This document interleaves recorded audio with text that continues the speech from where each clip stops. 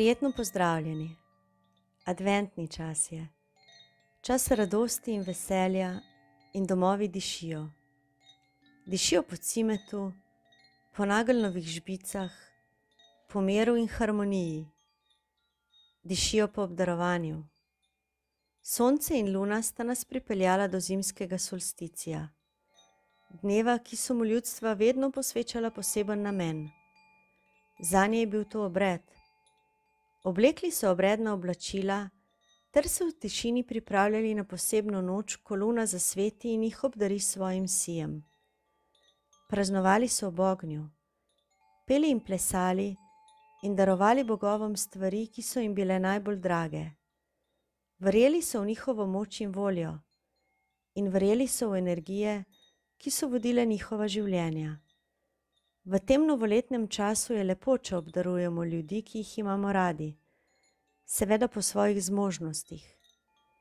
Vedno so bila obdarovanja v posebnih priložnostih velik dogodek.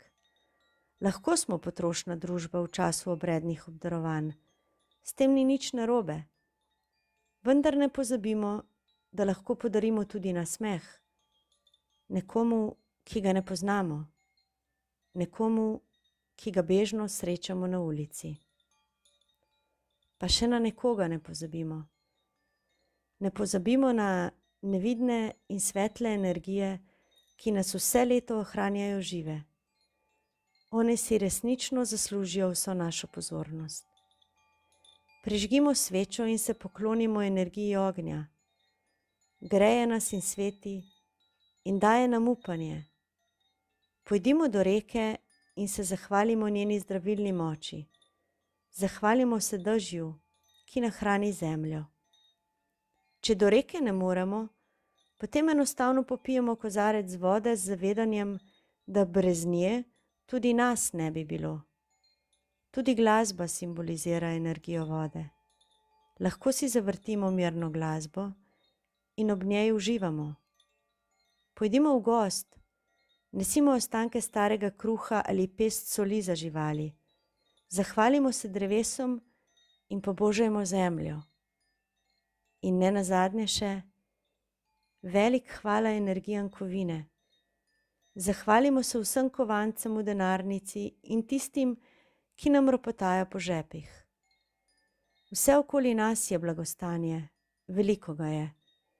Že samo sonce, ki nas greje, je vredno, da se mu zahvalimo. Narava nam bo hvaležna in energije tudi. Verjemite, da bodo še bolj svetle in še bolj močne, če se bomo večkrat poklonili za vse, kar nam dajejo. Pustimo jim, da se nas dotaknejo in zaplešimo z njimi v nov in svetu dan.